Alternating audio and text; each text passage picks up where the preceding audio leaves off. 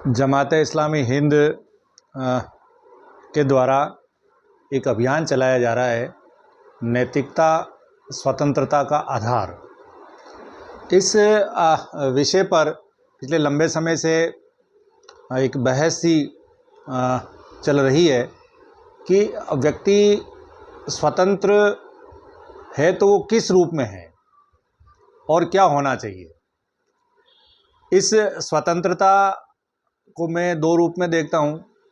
एक तो इसका जो आधार है वो नैतिक मूल्यों पर आधारित होना चाहिए, जो कि जमात इस्लामी हिंद ने इसका महत्व समझा और इसके ऊपर एक बहुत बड़ी मुहिम देश भर में चला रखी है।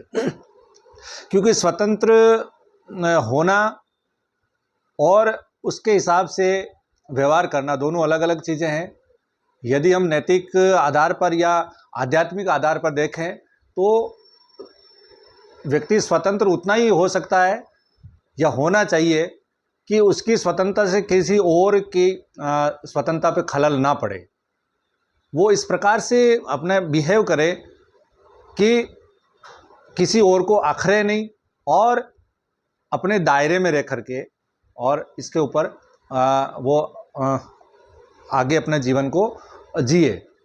इसके लिए विभिन्न धार्मिक जो समूह है या धार्मिक धर्म विभिन्न रिलीजन है, उन्होंने एक दायरा बताया है। उस दायरे में रहते हुए यदि व्यक्ति स्वतंत्रता की पालना करे, आगे बढ़े, तो किसी को कोई तकलीफ नहीं हो सकती है। लेकिन अमूमन देखा जाता है कि इस स्वतंत्रता का बेजा इस्तेमाल किया जा रहा है, चाहे महिला हो पुरुष हो, कानून के दायरे से बाहर जा कर के, और वो अपने आप को मॉडर्न दिखाने के लिए उसने सारी मर्यादाएं, सारी हदें पार कर रखी है।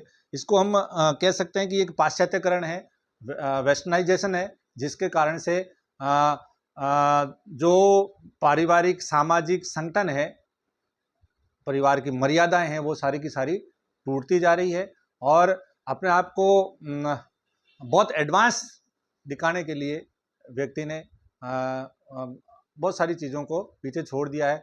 यदि हम इस्लाम के दृष्टिकोण से देखें, विभिन्न धर्मों के दृष्टिकोण से देखें, तो ये सारी चीज़ें बिल्कुल फिजूल है। व्यक्ति को अपने दायरे में रह करके, सामाजिक मर्यादाओं में रह करके अपना जीवन व्यतीत करना चाहिए।